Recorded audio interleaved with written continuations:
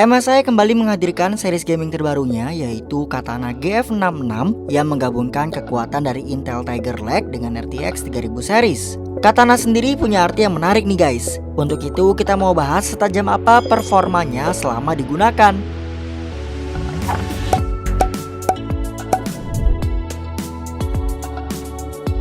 Pada line up terbarunya ini, MSI menggandeng ilustrator asal Jepang bernama Nagano Tsuyoshi yang mengibaratkan kalian adalah seorang samurai dengan GF66 sebagai katananya. Jadi bisa dibilang MSI GF66 ini adalah senjata yang digunakan untuk melawan musuh dari setiap games yang kalian mainkan. Bila kita amati, MSI Katana GF66 ini juga memiliki unsur gaming yang lebih kuat daripada series GF yang lainnya. Dari bentuk fisiknya jelas terlihat finishing material yang lebih soft dan mulus dengan logo Dragon MSI yang dibuat emboss. Seperti yang kita tahu, MSI GF series biasanya kan masih menggunakan single fan ya. Nah, beda dengan Katana GF66 yang udah dibekali dual fan yang juga disupport dengan Cooler Boost 5 lengkap dengan 6 pipa heat. Makanya wajar kalau GF66 ini kelihatan tebal dan lumayan berat. Yang penting sirkulasi udaranya selama kita pakai tetap adem dan termanage dengan baik. Untuk feeling pengetikannya menurut kita udah sangat nyaman dengan single LED merah yang menurut kita ya jujur aja mulai ngebosenin ya. Untuk I/O port di kedua sisinya menurut kita udah cukup lengkap ya. Karena yang dibutuhkan sama para gamers kami rasa udah ada semua. Dan untuk unit yang kami review ini tentunya udah 144Hz dengan ukuran layarnya 15,6 inch dari IU Optronics, beresolusi Full HD, panelnya udah pakai IPS level dan udah dilapisi dengan anti glare yang nyaman banget di mata selama dipakai ngegames. Sayangnya MSI mengklaim kalau layar GF66 yang kami review ini color space-nya masih 45% NTSC atau setara dengan 60%-an sRGB. Jadi kalau buat kegiatan editing yang serius, editing yang fokus pada akurasi warna gitu sih, kalian butuh monitor eksternal lagi yang bisa menunjang pekerjaan kalian.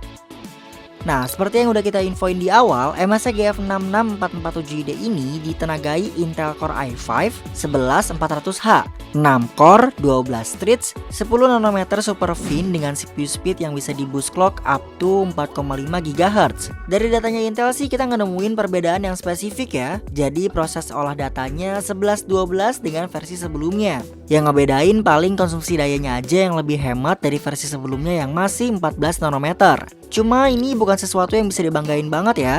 Karena kalian tahu sendiri kan, dari kubu merah udah bisa neken sampai 7 nanometer.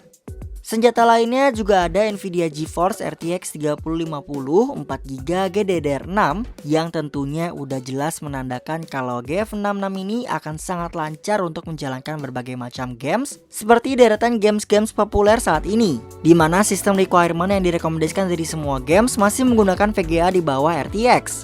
Dan berikut adalah hasil benchmark yang kita dapatkan.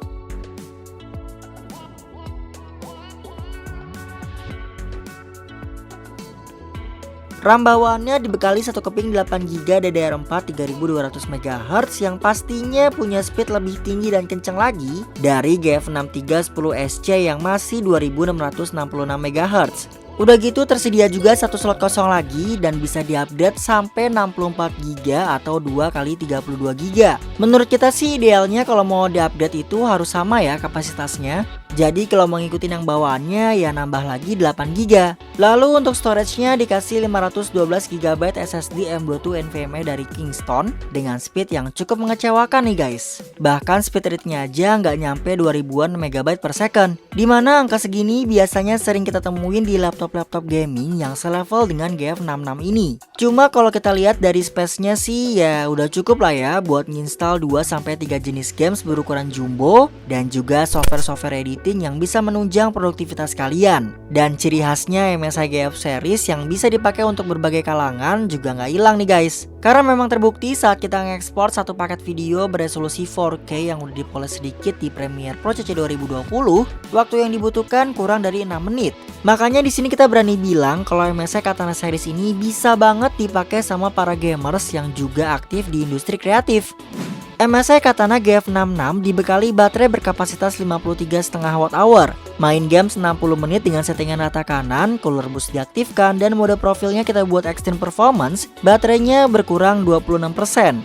Ngedit video selama 30 menit berkurang 18%. Dan untuk kegiatan-kegiatan standar selama 30 menit berkurang 8%.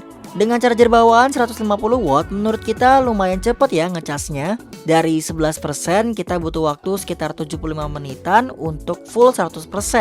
Kalian cukup berinvestasi 14 jutaan untuk dapetin MSI Katana GF66 447D yang kami review ini ya. Kalau di compare dengan produk lain yang speknya sama, MSI GF66 ini jatuhnya lebih terjangkau loh guys. Cuma sayang aja nih, harga segini belum dibundling dengan Office seperti brand gaming yang lainnya.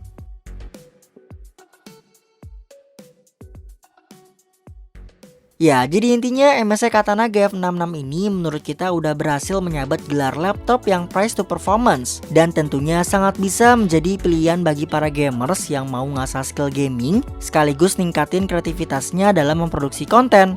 14 jutaan untuk i5 Tiger Lake dengan RTX 3050 menurut kita memang termasuk murah. Tapi saran kita kalian lebih baik tambah sekitar 2 jutaan lagi untuk dapetin GF66 yang versi Core i7 dengan performance yang lebih kencang lagi dari yang ini. Tapi bukan berarti yang i5 ini jelek ya, karena kita pribadi mikirnya lebih ke pemakaian jangka panjang. Ya sekitar 3 tahunan atau bahkan bisa lebih. Ini hanya saran aja ya, seenggaknya kalian udah punya gambaran gimana performanya MSI Katana GF66 yang i5 dan yang i7.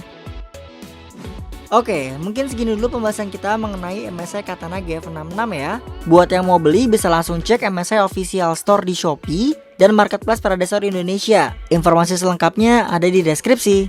Kita pamit, sampai jumpa.